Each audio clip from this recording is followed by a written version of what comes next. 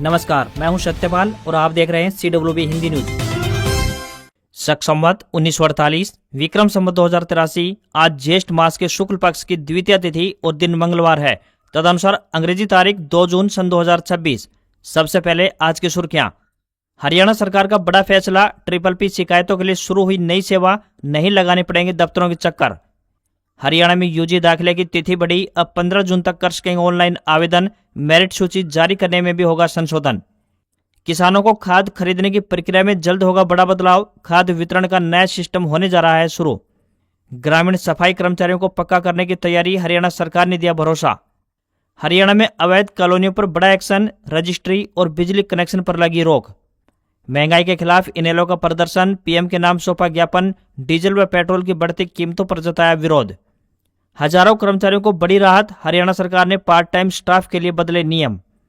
हरियाणा को बड़ी सौगात, रेवाड़ी एम्स को 50 MBBS सीटों की मंजूरी मिली, जल्द OPD शुरू होने की उम्मीद। एस्टेट अभ्यर्थियों के लिए बड़ी खुशखबरी, अब लाइफ टाइम मान्य रहेगा प्रमाण पत्र। रेवाड़ी से खाटू श्याम के लिए नई ट्रेन सेवा शुरू, राव इंद्रजीत ने दिखाई हरी झंडी। 8 स्टेशनों पर होगा ठहराव, सुबह 11:30 बजे रेवाड़ी से होगी रवाना। भजनलाल की पुण्यतिथि से पहले गरमाई राजनीति, कुलदीप बिश्नोई से दिल्ली आवास पर मिले CM Nayab Singh Saini. JEE advance में बिहार के शुभम टॉपर तो दिल्ली के कबीर दूसरे व झुंझुनू के जतिन तीसरे नंबर पर रहे। टॉपर 10 में से 6 स्टूडेंट ने राजस्थान में कोचिंग ली। और दिल्ली में 8 जून को INDIA ब्लॉक की बैठक संभव, राहुल गांधी, ममता बनर्जी और अखिलेश यादव समेत 15 दलों के नेता आ सकते हैं, एकजुटता पर चर्चा। और अब खबरें विस्तार से।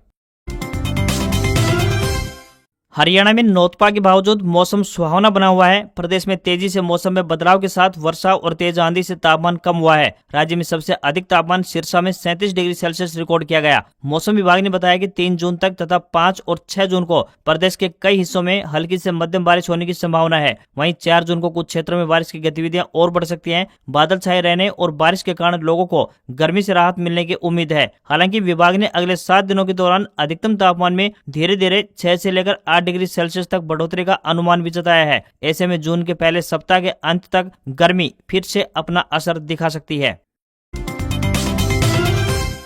हरियाणा के स्वास्थ्य मंत्री आरती सिंह राव ने कहा है कि रेवाड़ी में बन रहा अखिल भारतीय आयुर्विज्ञान संस्थान यानी एम्स राज्य की स्वास्थ्य व्यवस्था को नई मजबूती देगा। उन्होंने बताया कि जुलाई महीने तक यहां OPD सेवाएं शुरू होने की संभावना है। इसके अलावा केंद्र सरकार के स्वास्थ्य मंत्रालय ने एम्स में 50 MBBS सीटों को मंजूरी दे दी है, जिससे इसी साल शैक्षणिक गतिविधियां भी शुरू की जा सकेंगी। स्वास्थ्य मंत्री के अनुसार रेवाड़ी एम्स शुरू होने से दक्षिण हरियाणा और आसपास के क्षेत्रों के लोगों को बेहतर और आधुनिक चिकित्सा सुविधाएं मिलेंगी। मरीजों को गंभीर बीमारियों के इलाज के लिए अब बड़े शहरों की ओर नहीं जाना पड़ेगा। साथ ही मेडिकल शिक्षा प्राप्त करने वाले छात्रों के लिए नए अवसर उपलब्ध होंगे। स्वास्थ्य मंत्री ने कहा कि राज्य सरकार स्वास्थ्य सेवाओं और मेडिकल शिक्षा दोनों को मजबूत करने के लिए लगातार काम कर रही है। हरियाणा में कई नए मेडिकल कॉलेजों का निर्माण तेजी से किया जा रहा है ताकि अधिक से अधिक छात्रों को चिकित्सा शिक्षा का अवसर मिल सके। उन्होंने जानकारी दी कि जींद में बन रहा मेडिकल कॉलेज लगभग तैयार हो चुका है। उम्मीद है कि इसका हैंडओवर इसी वर्ष मिल जाएगा। साथ ही करनाल जिले के कुटेल में मेडिकल कॉलेज और अस्पताल का निर्माण अपने अंतिम चरण में पहुंच चुका है।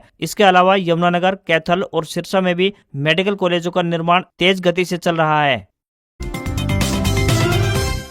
किसानों को खाद खरीदने की प्रक्रिया में जल्द बड़ा बदलाव देखने को मिल सकता है। दरअसल केंद्रीय रसायन एवं उर्वरक मंत्रालय और कृषि एवं किसान कल्याण विभाग ने मिलकर एक फ्रेमवर्क फॉर फर्टिलाइजर सेल नाम से एक नई डिजिटल खाद वितरण प्रणाली तैयार की है। इस योजना का पायलट प्रोजेक्ट हरियाणा के यमुनानगर, रेवाड़ी और महेंद्रगढ़ जिलों में शुरू किया जाएगा। नई व्यवस्था लागू होने के बाद किसानों को खाद लेने से पहले मोबाइल ऐप के जरिए अग्रिम बुकिंग करनी होगी। इसके लिए किसानों को अपनी जमीन और फसल की जानकारी दर्ज करनी होगी। बुकिंग पूरी होने पर एक QR कोड आधारित टोकन जारी किया जाएगा। जब किसान खाद लेने जाएगा तो डीलर POS मशीन से उस QR कोड को स्कैन करेगा। इसके बाद आधार कार्ड आधारित बायोमेट्रिक सत्यापन होने पर ही खाद का वितरण किया जाएगा। सरकार का दावा है कि इस नई प्रणाली से यूरिया की कालाबाजारी पर रोक लग सकेगी। साथ ही कई किसानों के अंगूठों के निशान साफ न होने के कारण बायोमेट्रिक सत्यापन में दिक्कत भी आ सकती है। हालांकि विभाग का कहना है कि QR कोड स्कैन न होने की स्थिति में किसान ID, आधार नंबर या फिर एप्लीकेशन नंबर के जरिए भी प्रक्रिया पूरी की जा सकेगी।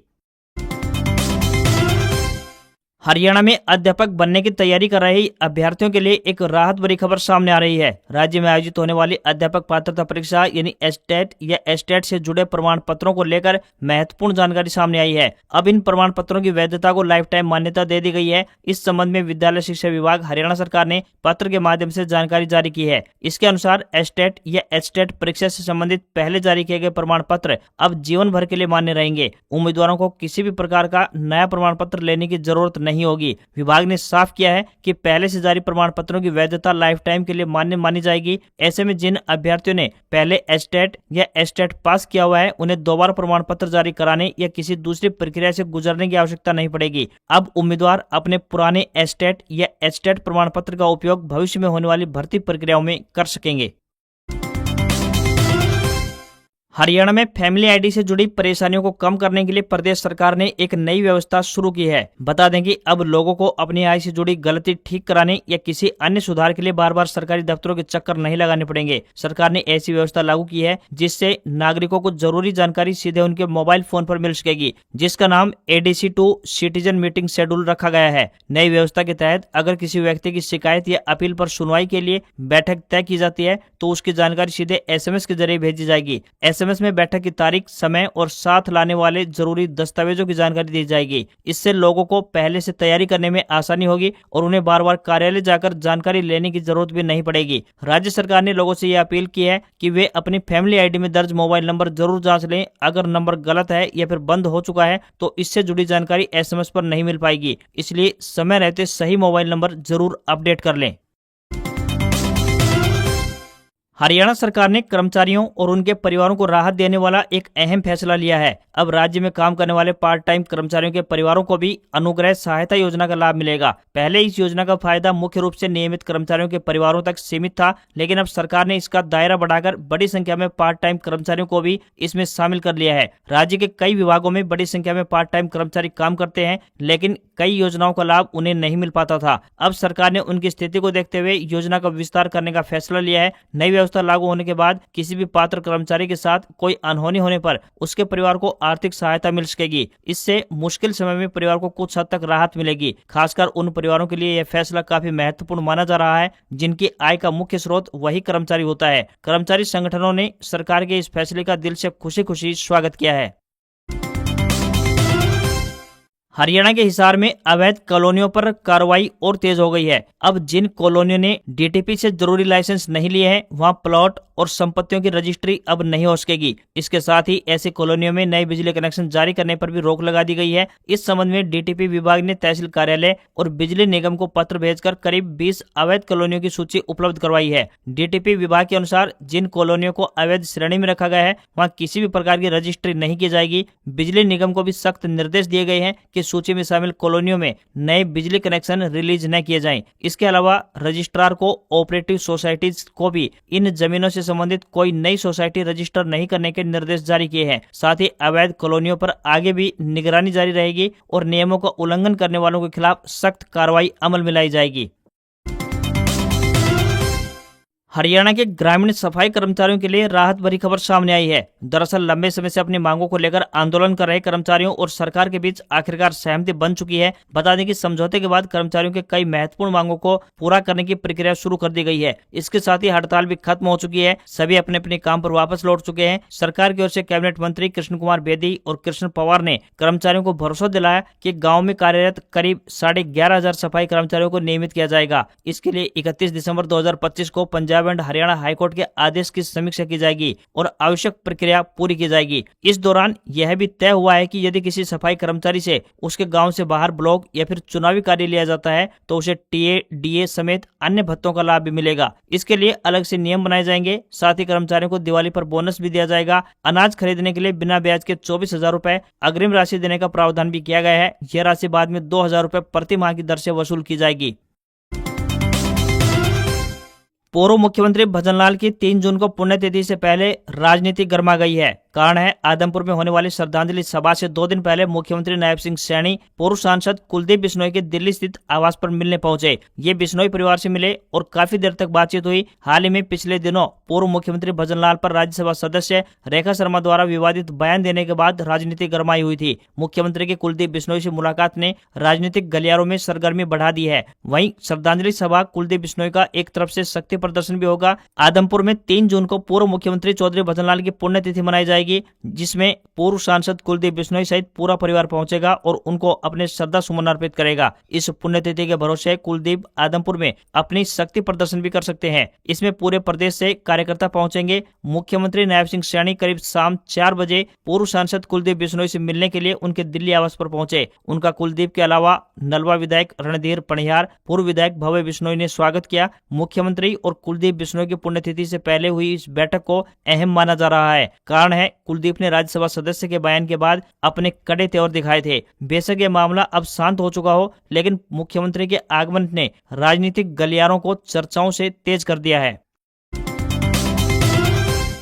हरियाणा के ऊर्जा मंत्री अनिल विज ने कहा है कि प्रदेश में बिजली आपूर्ति को लेकर सभी आवश्यक तैयारियां पूरी कर ली है। उन्होंने कहा है कि जैसे जैसे बिजली की पीक डिमांड बढ़ रही है, बिजली विभाग सफलतापूर्वक उसका सामना कर रहा है और राज्य की संपूर्ण बिजली मांग को पूरा किया जा रहा है। उन्होंने भरोसा दिलाया कि प्रदेश के उपभोक्ताओं को पर्याप्त एवं निर्बाध बिजली उपलब्ध करवाई जाएगी और इसके लिए व्यापक स्तर पर प्रबंध किए गए हैं। उन्होंने कहा है कि हरियाणा बिजली विभाग का प्रत्येक कर्मचारी और अधिकारी पूरी तत्परता के साथ कार्य कर रहा है। विभाग ने बिजली आपूर्ति प्रणाली को मजबूत और दुरुस्त करने के लिए आवश्यक कदम उठाए हैं तथा निरंतर सुधार की प्रक्रिया भी जारी है, ताकि उपभोक्ताओं को किसी भी प्रकार की कोई परेशानी का सामना न करना पड़े।